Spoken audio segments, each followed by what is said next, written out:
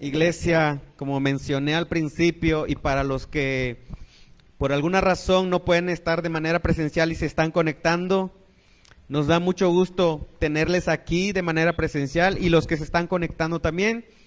Esperamos, si no tienen ninguna dificultad, tal vez la distancia, pero si no hay otra dificultad, ojalá un día nos puedan acompañar. Si tú conoces a alguien que viva aquí en Tlajomulco, puedes invitarlo a cualquiera de nuestros 3 servicios. Gracias a Dios porque tenemos este tiempo para adorarle y escuchar su palabra. Hoy iniciamos una nueva serie de sermones. Terminamos en febrero la serie acerca de quién es Dios, basado en los Salmos. Esta nueva serie de sermones está basado en los 2 primeros capítulos de Romanos. Les invito a que lo estén leyendo, estos 2 y toda la carta o epístola del apóstol Pablo a los romanos. Este mes de marzo solamente estaremos en los 2 primeros capítulos. Esta serie la hemos titulado La realidad del pecado, y de eso vamos a hablar durante este mes. Y el primer mensaje es el Evangelio. No quisiera hablar primero del pecado y después del Evangelio. Quisiera hoy que quede en nuestras mentes de una manera clara, lo más posible, acerca del Evangelio. Y lo vamos a ver en la epístola de Pablo a los romanos. ¿Por qué romanos? Bueno, esta epístola en particular y toda la Biblia, claro, esta epístola y toda la Biblia ha sido usada por el Espíritu Santo para revelar o mostrarnos más del Evangelio, y lo ha hecho de manera histórica con muchas personas que han leído, estudiado y meditado en esta epístola de Pablo a los romanos, han sido cambiadas, han tenido un entendimiento más claro del Evangelio. Y miren, uno de ellos es Martín Lutero. Puedes googlearlo y encontrarás la historia de Martín Lutero. Aquí en sus hojas de trabajo quiero leer qué sucedió con Martín Lutero cuando empezó a meditar y empezó a profundizar en las verdades de esta carta. Dice que cuando él meditó y comprendió las implicaciones de el justo por la fe vivirá. ¿Ya vieron dónde está? Está al principio. Martín Lutero expresó: me sentí totalmente renacido. Yo creo que eso es algo que muchos necesitamos y queremos. Algo como lo que experimentó y vivió Martín Lutero. Dice: me sentí totalmente renacido. Las puertas, es como las puertas del cielo, las puertas se habían abierto y yo había entrado en el paraíso. De inmediato toda la escritura, o sea la Biblia, tomó otro aspecto para mí. Y él dice esto porque toda la Biblia se trata del Evangelio. Eso lo vamos a ir viendo. De principio a fin, la Biblia no son solo historias de héroes de la fe. No son solamente datos históricos, geográficos. De principio a fin, la Biblia habla acerca del Evangelio. Eso es lo que dice Martín Lutero cuando dice: de inmediato toda la escritura tomó otro aspecto para mí. Claro, este tipo de experiencias como la de Martín Lutero no se llegan de la noche a la mañana. Se requiere un estudio dedicado, comprometido para llegar a este punto. Por esa razón quiero darles en sus hojas de trabajo tres cosas importantes cuando estudiamos la carta a los romanos y también otros libros de la Biblia. La primera, apunten ustedes por favor. La primera cosa importante es la estructura. En Romanos lo que encontramos es que del capítulo 1, son 16 capítulos, del capítulo 1 al capítulo 11 tenemos una base teológica. Y del capítulo 12 hasta terminar, capítulo 16, lo que tenemos es la práctica basado en esta base teológica. Es como la teoría, la práctica. Segunda cosa importante es el contexto. Estamos hablando de que la carta fue dirigida a la iglesia que se encontraba en Roma, la capital del imperio, la antigua Roma, casi 1 millón de habitantes en esa ciudad. Imagínate todos los problemas que se daban en aquel entonces como el día de hoy. Temas como la higiene, la salud, la justicia social.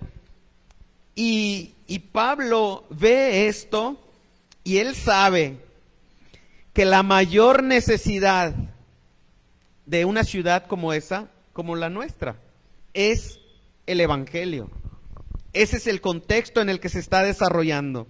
Lo tercero es el enfoque. Claro, Pablo habla de estos temas, varios temas en la carta a los romanos, pero hay algo que quiere responder Pablo. Hay una de las cosas que quiere responder y es cómo una persona puede estar bien con Dios. Ese es lo que enfoca Pablo a cada momento. Él está hablando de temas doctrinales y de repente enfoca de nuevo cómo alguien puede estar bien con Dios y bien con el prójimo. De eso vamos a hablar el día de hoy, el Evangelio. Y antes de hacerlo, quisiera leer la Biblia y después orar. Si tienes una Biblia en tu celular, busca Romanos 1.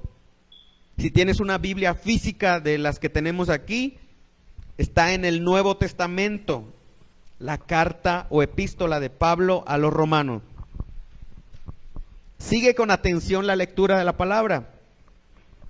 Dice así: Pablo, siervo de Cristo Jesús, llamado a ser apóstol, apartado para anunciar el evangelio de Dios, que por medio de sus profetas ya había prometido en las sagradas escrituras.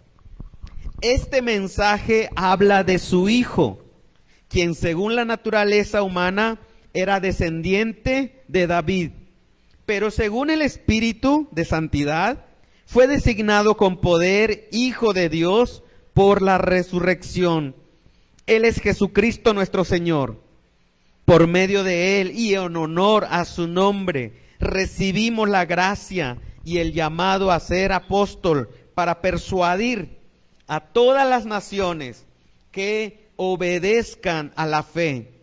Entre ellas están incluidos también ustedes, a quienes Jesucristo ha llamado. Verso 7. Les escribo a todos los amados de Dios que están en Roma, que han sido llamados a ser su pueblo santo. Que Dios nuestro Padre y el Señor Jesucristo les concedan gracia y paz. En primer lugar, doy gracias a mi Dios por medio de Jesucristo, por todos ustedes, pues en el mundo entero se habla bien de su fe. Dios, a quien sirvo de corazón predicando el evangelio de su Hijo, me es testigo de que los recuerdo a ustedes sin cesar. Siempre pido en mis oraciones que, si es la voluntad de Dios, por fin se me abra el camino para ir a visitarlos. Tengo muchos deseos de verlos para impartirles algún don espiritual que los fortalezca. Mejor dicho, para que unos a otros nos animemos con la fe que compartimos. Quiero que sepan, hermanos, que aunque hasta ahora no he podido visitarlos, muchas veces me he propuesto hacerlo para recoger algún fruto entre ustedes, tal como lo he recogido entre las naciones.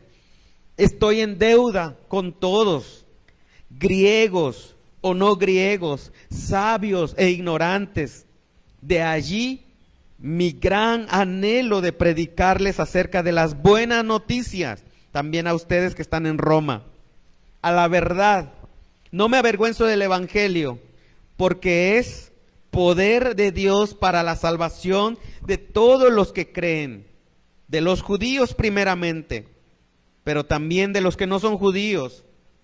De hecho, en el Evangelio se revela la justicia que proviene de Dios, la cual es por fe de principio a fin, tal como está escrito, el justo por la fe vivirá. Oremos. Hemos leído tu palabra, Señor. Quizá hay cosas que nos llaman la atención, quizá hay cosas que no nos interesan, pero es tu palabra. Así que tu Espíritu Santo sea el que confirme el mensaje el día de hoy en nuestras vidas. Esto te lo pedimos en el nombre de Cristo. Amén. ¿Recuerdas el enfoque de Pablo? El enfoque de Pablo es responder la pregunta: ¿cómo alguien piensa en ti? ¿Cómo yo puedo estar bien con Dios? Y la respuesta es el Evangelio. Eso es lo primero que vamos a ver en sus hojas de trabajo. Vamos a dedicar la mayor parte del tiempo en el primer punto. Los otros, cuando estemos en el segundo, es que, espero yo, ya estamos terminando. El primer punto es precisamente esa pregunta: ¿qué es el Evangelio? Esta es una de las preguntas, o es una de las palabras muy conocidas, no solo aquí dentro de la iglesia, también fuera de la iglesia. Esta palabra es muy conocida y también mal entendida. Creemos que evangelio es una religión, pensamos que evangelio es un estilo de vida, lo cual no está del todo mal, pero eso no es evangelio. El evangelio, la palabra significa buenas noticias. Antiguamente, la palabra evangelio se usaba cuando había guerra entre dos reyes, uno bueno y uno malo, el rey bueno y el rey tirano. Y cuando el rey bueno vencía al rey tirano, los servidores del rey bueno, el que va a establecer la paz, esos servidores y mensajeros salían por todo el imperio llevando evangelio. Le decían a los súbditos, a todos en el pueblo les decían: ya venció el rey, ya no tienen que servir al otro rey tirano, ahora son servidores de este rey bueno. Así se usaba la palabra evangelio, es decir, como buenas noticias, un mensaje. Y prácticamente el evangelio es un resumen de toda la fe cristiana, y de hecho, como mencioné hace un momento, de eso se trata la Biblia.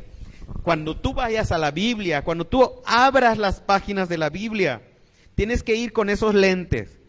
La Biblia es y se trata de las buenas noticias. Todas las historias que encuentras en la Biblia, todos los personajes que encuentras en la Biblia, tienen y deben apuntar al Evangelio. Sin embargo, aún queda la pregunta: ¿qué es el Evangelio? Escucha con atención esto. Hay tres cosas importantes. Hay tres afirmaciones. Escríbelas, inciso A, B y C. La primera: el Evangelio tiene su origen en Dios. Eso es lo primero. Es la primera afirmación que tenemos. El Evangelio tiene su origen en Dios. Con voz fuerte, audible, lean conmigo este pasaje. Y cada uno de los que tienen en su hoja de trabajo. Vamos a leer versículo 1 y 2. Dice así: Pablo, siervo de Cristo Jesús, llamado a ser apóstol, apartado para anunciar el Evangelio de Dios, que por medio de sus profetas ya había prometido en las sagradas escrituras. Miren, el evangelio no fue inventado por un gran predicador, por un gran líder social. El evangelio no fue inventado por el hombre. Es de origen divino. Por tal razón, no puede ser psicología de autoayuda, porque no fue el hombre el que puso los términos y el que originó el evangelio. Así que no se trata de psicología de autoayuda y tampoco los términos los establece el hombre. Es Dios. Son las buenas noticias de Dios de amor para nosotros los seres humanos. Pablo aquí menciona que fue anunciado por los profetas. Esto quiere decir que el Antiguo Testamento es un testimonio del Evangelio, que fue escrito años, siglos atrás por muchos autores. Así que Pablo el apóstol nos dice que ahí está la promesa del Evangelio. Desde Génesis 3:15, puedes apuntar ese pasaje y lo lees en tu casa. Desde Génesis 3:15 está la promesa del Evangelio. Eso es lo primero, eso es una afirmación. El Evangelio tiene su origen en Dios. En segundo lugar, acompáñame a leer versos 3 y 4 con voz fuerte y dice: este Evangelio habla de su Hijo, que según la naturaleza humana era descendiente de David, pero que según el Espíritu de Santidad fue designado con poder Hijo de Dios por la resurrección. Él es Jesucristo nuestro Señor. Esta es la segunda afirmación. El Evangelio no solamente tiene su origen en Dios, sino en segundo lugar, el Evangelio se centra en quién es y qué hizo Jesús, Cristo. ¿Quién es Cristo Jesús? Aquí mismo encontramos en este texto, es verdadero hombre y es verdadero Dios. 100% hombre y 100% Dios. Verdadero hombre, sin pecado. Yo creo que no vas a escuchar esto muy a menudo, que un hombre sea sin pecado. Ese es Cristo. 100% hombre sin pecado y 100% Dios, con todo el poder que tiene Dios. ¿Quién es Cristo? Es el verdadero Dios y el verdadero hombre. Eso lo dice aquí en el texto que leímos. Mira, dice, habla de su Hijo, Cristo, según la naturaleza humana, es decir, lo que celebramos y celebramos cada diciembre, se hizo hombre. Es la Navidad, la verdadera Navidad. ¿Se te hace raro escuchar Navidad en casi primavera? Pues deberíamos hablar todo el tiempo de eso, no solo diciembre. Esa es la verdadera Navidad. Dios haciéndose un ser humano como nosotros. Ese es Cristo. ¿Qué es lo que hizo? Él vivió la vida perfecta, la vida de completa obediencia que ninguno de nosotros jamás podría vivir. Escucha eso. Cristo Jesús, verdadero Dios, verdadero hombre, ¿qué hizo? Vivió la vida perfecta que Dios exige a ti y a mí. ¿Has leído la Biblia y los 10 mandamientos? Dios exige eso para nosotros. ¿Y quién lo ha cumplido? Ningún gran predicador ni gran líder en la iglesia lo ha podido cumplir. Es más, hago un paréntesis para decir esto. Los pastores y los líderes eclesiásticos no somos los que estamos más cerquita de Dios y por eso Dios escucha nuestras oraciones. No es así. Todos podríamos estar más cerquita de Dios. El único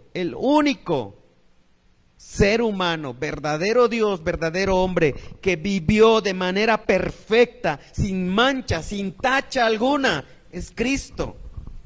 Él es. Eso es lo que Él hizo. Y no solo eso, tú sabes algo más. Murió en una cruz siendo inocente, siendo perfecto, siendo santo. Él fue a la cruz a pagar los pecados que no cometió, que tú y yo sí cometimos. Y no solo eso, sino que resucitó al tercer día y está sentado como rey. Eso es evangelio. Se centra en quién es y qué hizo Cristo. Eso es lo que Pablo está diciendo. Resucitó con poder Jesucristo nuestro Señor. El evangelio tiene su origen en Dios y es acerca de Cristo, de quién es Él y de lo que hizo por nosotros en la cruz y en su vida perfecta. Ahora, inciso C, versículo 17, lo pueden leer conmigo. Dice así: de hecho, en el evangelio se revela la justicia que proviene de Dios, la cual es por fe de principio a fin, tal como está escrito: el justo vivirá por la fe. Aquí tal vez me prolongue un poquito más porque vale la pena decir lo siguiente.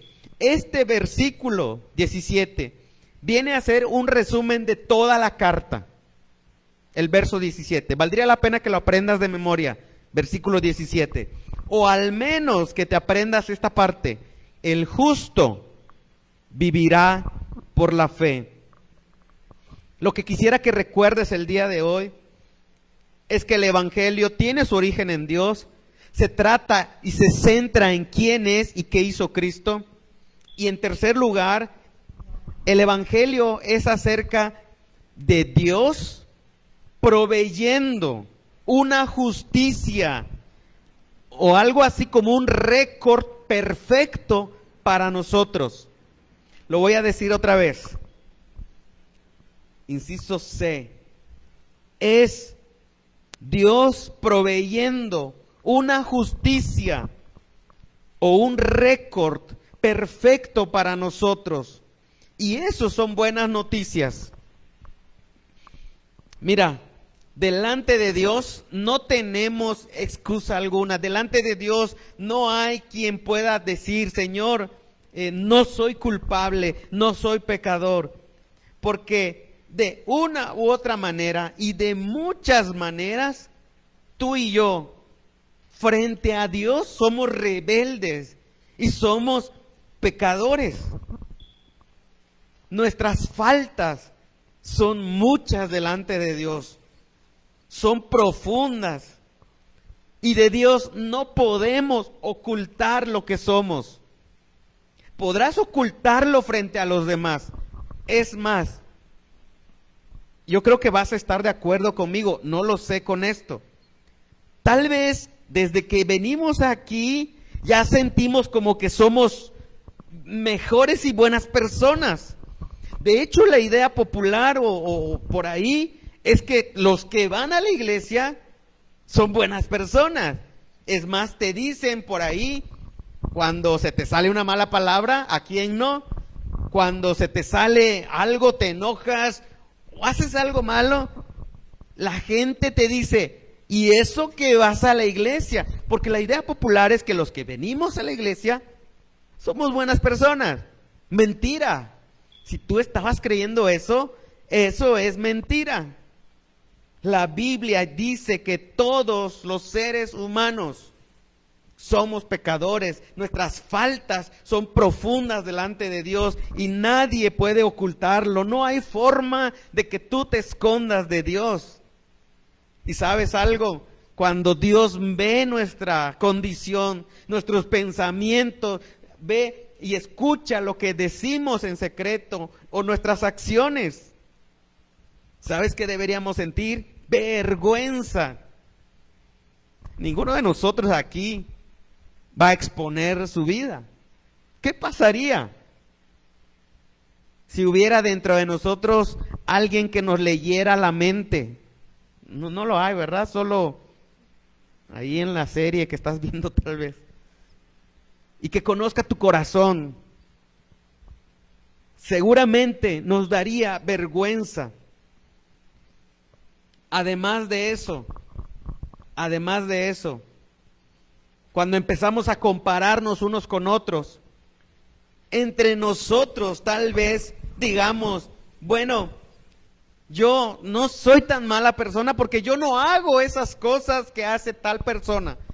O tal vez en nuestra mente está, yo soy buena persona no solo porque fui el domingo y cumplí, sino que no soy como aquellas personas que andan matando y que andan asesinando a otros. Es más, si te das cuenta, soy buen estudiante, soy buena ama de casa, soy bueno en mi profesión, en mi trabajo, me porto bien. Y no solo te comparas con los que tal vez están en un reclusorio o están en otro lugar, sino te comparas con los demás o contigo mismo y dices, bueno, poniendo en balanza las cosas buenas y las cosas malas, creo que no soy tan mala persona. Tal vez por eso Dios debería bendecirme, debería escuchar mis oraciones. Y cuando no lo hace Dios, cuando tú dices, Dios, ¿por qué no escuchas esto? Mis oraciones, mis súplicas. Si mira mis cosas buenas, están como en una balanza y sobresalen. La realidad es que no es así. Aún las cosas buenas que hacemos, dice Dios, para Él son insuficientes para estar bien con Él. No solo insuficientes, Dios dice en su palabra, son como trapos de inmundicia. Ante Dios eso es maldad. ¿Ves cómo es el pecado? Pero el día de hoy no estoy hablando de eso. Estoy hablando del Evangelio. Y el Evangelio es que Dios provee una justicia perfecta, un récord perfecto, suficiente, y lo hace en Cristo. Eso es la justicia, es de Cristo. Eso habla el Evangelio. Hay tres cosas que te mencioné. La primera es de origen divino. Dios mismo ha provisto el Evangelio. La segunda cosa que te mencioné es que se centra en quién es y qué hizo Cristo Jesús. Y el inciso C habla de que es una justicia que Dios provee para salvación, para estar bien con Él. Por eso dice, el justo vivirá por la fe. Ya pasamos a la siguiente hoja. Ahí se explica de una manera muy clara en este catecismo de Heidelberg. La Iglesia Presbiteriana históricamente hemos guardado y hemos tenido, no por encima de la Biblia, pero sí para una mayor explicación, catecismos, confesiones. Y en el catecismo de Heidelberg, quiero leerlo para ustedes, aquí lo tienen en su hoja, lo pueden ver. Hablando de este tercer inciso C, acerca de la justicia que Dios provee, dice, ¿cómo eres justo ante Dios? Y la respuesta es, por la sola verdadera fe en Cristo. De tal manera o de tal suerte que, aunque mi conciencia me acuse de haber pecado gravemente contra todos los mandamientos de Dios, no habiendo guardado jamás ninguno de ellos, y estando siempre inclinado a todo mal, sin merecimiento alguno mío, solo por su gracia, Dios me imputa, es decir, me da la perfecta satisfacción, la perfecta justicia, la perfecta santidad de Cristo, como si no hubiera yo tenido ni cometido algún pecado. ¡Wow! Antes bien, como si yo mismo hubiera cumplido aquella obediencia que Cristo cumplió por mí, con tal que yo abrace esta gracia o estas gracias y beneficios con verdadera fe. En esencia, de eso se trata el Evangelio. Son las buenas noticias de Dios para nosotros, en las que Él ofrece esta justicia gracias a Cristo. Hasta aquí hemos hablado de este primer punto. ¿Qué es el Evangelio? Hay mucho más que explorar en la Biblia, pero vayamos a la siguiente pregunta. ¿Para quiénes es el Evangelio? Y en el pasaje que leímos dice que es para el judío primeramente, y después dice que para el griego, y después Pablo dice: soy deudor a todos ustedes, a griegos, a no griegos, también dice a sabios e indoctos e ignorantes. ¿Sabes lo que está diciendo Pablo aquí? Lo que Pablo está diciendo es que el Evangelio, lo que acabamos de ver, es para todo tipo de personas. Esa es la respuesta en esa línea. Es para todo tipo de personas. No importa lo que hayan hecho. Si tú piensas para ti, no importa lo que hayas hecho, no importa quién seas, no importa tu pasado.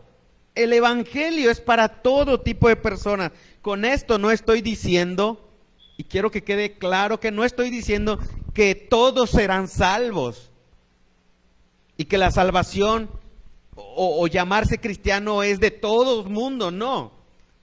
Específicamente lo que estoy diciendo es eso, que el Evangelio es para todo tipo de personas, sean ricos, sean pobres, sean de cualquier nacionalidad, hablen cualquier idioma, lengua o de cualquier etnia. El Evangelio es para todo tipo de personas, para los doctos e ignorantes, para los sabios, para los inteligentes, para los analfabetas, para los niños, para los adultos, hombres, mujeres.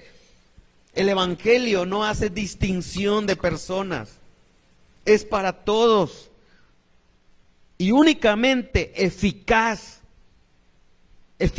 para los que someten su vida y ponen su confianza en Cristo, únicamente en Cristo. Así que tú en este momento deberías estar pensando: ¿realmente es para mí el Evangelio? ¿Sabes por qué debes preguntártelo? Porque cuando hablamos del Evangelio y escuchamos que alguien dice: lo único que tienes que hacer es confiar en Cristo, en quién es, lo que Él hizo en la cruz, depositar tu confianza en Él.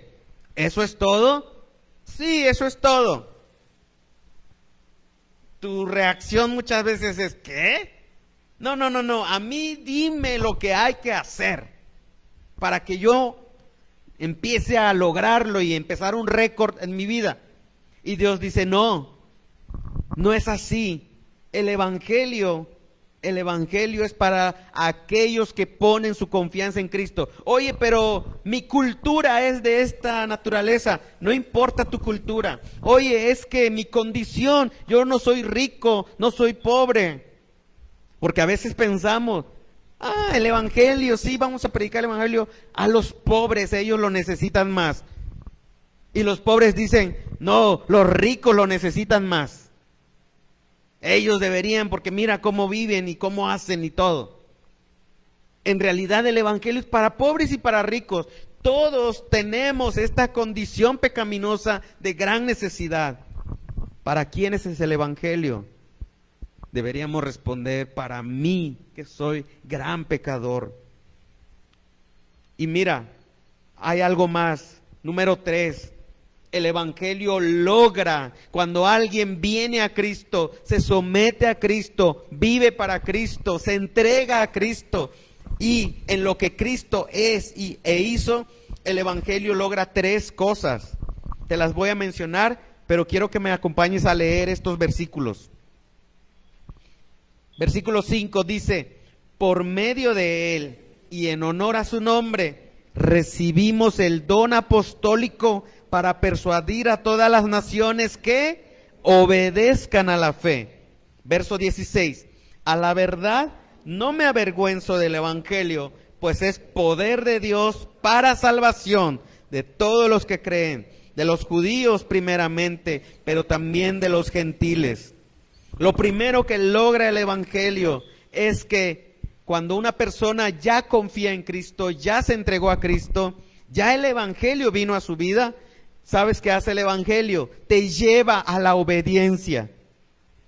Obediencia es lo primero. Eso logra el evangelio en nosotros. ¿Sabes qué pasa con nosotros muchas veces en las iglesias? Que primero le decimos o esperamos que las personas obedezcan, pero no tienen el evangelio. Muchas veces pensamos primero, es que primero tienes que leer la Biblia, ir a la iglesia, comprometerte, servir en un ministerio. Todo eso está muy bien, pero no es lo primero. ¿Por qué batallamos? Te voy a poner un ejemplo solamente. Las ofrendas. Normalmente no tengo serie para predicar ofrendas y diezmos, no, casi no hago eso. Pero es un ejemplo que viene muy bien al caso. ¿Por qué nos cuesta trabajo ofrendar muchas veces? Si esa es tu experiencia, tendrías que revisar cómo está el evangelio en tu vida. Porque ¿sabes qué? Al momento de venir y traer ofrenda, deberíamos pensar en el evangelio. No en que yo estoy obedeciendo, sino en el evangelio. Es decir, Cristo entregó toda su vida, murió en una cruz para darme a mí vida eterna. Tengo lo más valioso en este mundo y en la vida venidera. Estar en el reino del Padre. Tengo lo mejor. Sí, no me va bien aquí en esta vida. Sí, me esfuerzo. Está bien, esfuérzate. Sal adelante en todo lo que tiene que ver en esta vida. La escuela, el trabajo, el negocio. Hazlo con todas tus fuerzas para la gloria de Dios. Pero si no te va bien, hay algo que no puedes perder. Nunca jamás podrías perder el evangelio. Eso debería darte mayor satisfacción, que el evangelio no lo puedes perder. En eso estás pensando cuando vienes a dar tu ofrenda. Y entonces dices, Dios, realmente esto te corresponde. Y muchas veces das pasos de obediencia y entregas, no solamente ofrenda, y no solamente se aplica a eso, al servicio de Dios aquí en la iglesia, fuera de la iglesia. Tu obediencia empieza a fluir pensando en el evangelio, no para ganar la salvación, sino porque has venido a Cristo, porque Dios ya proveyó una justicia para ti. ¿Te das cuenta el cambio? La obediencia empieza a fluir cuando está basado en el evangelio. Ya no tienes esas luchas. Sabes que Dios proveerá para ti. Sabes que Dios te va a sostener en todo momento. Pero si solo estás obedeciendo porque piensas que así Dios te va a amar más, qué equivocados estamos. La obediencia viene de un corazón, el resultado de un corazón que se encuentra confiando en Cristo, en lo que Dios ha hecho, y no por los méritos que tú puedes hacer. En segundo lugar, no solo obediencia, sino que destruye mi vergüenza. Dice el pasaje, no me avergüenzo del evangelio. Esto muchas veces lo usamos para decir, bueno, yo donde sea que voy, le digo a las personas que soy cristiano. No me avergüenzo del evangelio, está bien. Pero hay algo más que dice este pasaje. No me avergüenzo lo que el evangelio dice de mí. Y lo que el evangelio dice de mí es que soy pecador. Deberíamos llegar al punto de decir como Pablo, soy el peor de los pecadores. Así deberíamos llegar en nuestra vida. Y destruye nuestra vergüenza, porque el evangelio dice que a pesar de cómo soy, a pesar de mis pecados, Dios entregó a su Hijo. Él llevó mi vergüenza en la cruz.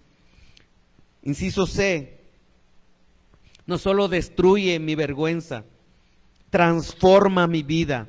Esto de transformar nuestra vida no es solamente en nuestro carácter. Además de que cambia nuestro carácter, nos da una nueva eternidad. El pecado condena para la eternidad, pero el Evangelio salva, como dice, salva a todos los que creen. Por esa razón debemos entregarnos al Evangelio. Vamos a concluir con esto. Piensa, si el Evangelio es para ti, entonces debes pensar, ¿cómo puedo recibir el Evangelio? Ahí tienes el versículo 17. Ahí tienes la respuesta. Ya lo detectaste. ¿Cómo puede alguien recibir el Evangelio? La Biblia dice en el versículo 17, es por fe, de principio a fin. El justo vivirá por la fe en Cristo Jesús. Iglesia, hoy tenemos la Santa Cena aquí. La Santa Cena es una predicación presencial, es el Evangelio palpable. En unos momentos más los que van a participar se darán cuenta, tan real es que comemos literalmente, tomamos una copa, así de real fue el sacrificio de Cristo. Y esta comunión, esta Santa Cena apunta hacia el pasado. Hacia el pasado apunta a lo que Cristo hizo en la cruz. Apunta hacia el futuro, porque dijo Cristo, un día lo haremos de nuevo. Hoy nosotros tenemos el privilegio de participar. Y la única condición es que tú hayas recibido el Evangelio en tu vida. Esto significa que tú hayas puesto tu confianza, tu fe en quién es y qué hizo Cristo. Es probable que todos tus pecados en este momento te acusen delante de Dios. Pero no mires eso, mira a Cristo. Quiero decir explícitamente esto. La invitación a la mesa del Señor es para los que confían en el Evangelio en este momento. Si ayer tú cometiste pecado, arrepiéntete y vuélvete a arrepentir todos los días de tu vida. Eso es el Evangelio, arrepentirnos y venir a la gracia de Dios.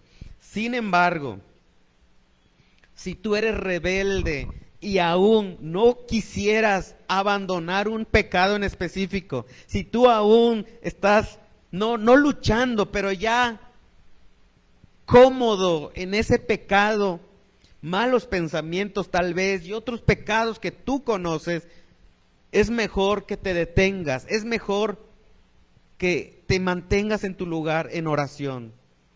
Al momento de participar, los que participamos no estamos mirando a un lado y a otro para ver quién lo hace y quién no, y por qué no lo hace. Piensa en ti, que el Evangelio es para ti. No mires a los lados, que no nos traicione el hecho de ser jueces a otros. La Santa Cena es el Evangelio del Señor que nos abre la posibilidad de estar bien con Él, para fortalecernos. Por cierto, nos salva. Estos elementos que tenemos aquí no son para salvación. No estamos al momento de comer y beber diciendo que por eso somos salvos. No, somos salvos por lo que apunta, es decir, hacia el pasado. Y si tú eres una persona que ha puesto su confianza en Cristo, puedes venir. Normalmente decimos que todos los miembros en plena comunión y todos los que son miembros de otras iglesias cristianas pueden participar. Es correcto. Sin embargo, hay una restricción, incluso para miembros de iglesia. La restricción es, si tú aún estás viviendo en un pecado, el cual no quieres abandonar, es mejor que te detengas. Dice la Biblia, examínate. Dice la Biblia, piensa en el sacrificio de Cristo, porque si participas, también dice la Biblia, es juicio para ti, eres culpable de la muerte de Cristo y no hay remisión de pecados. Toma un tiempo para orar y para acercarte a la mesa del Señor. Si tú reconoces que eres pecador y que tu única esperanza es Cristo, oremos. Nuestro Dios, los que estamos aquí queremos reconocer que somos pecadores, que no tenemos ninguna esperanza fuera de la justicia y de la gracia de Cristo. Atendemos a tu mesa, Señor, recordando tu gran sacrificio por nuestros pecados, con la esperanza de que algún día, Señor, vendrás en gloria y celebraremos esta santa comunión por la eternidad. Esa es nuestra esperanza, porque en el Evangelio lo tenemos como promesa. Te bendecimos en Cristo. Amén.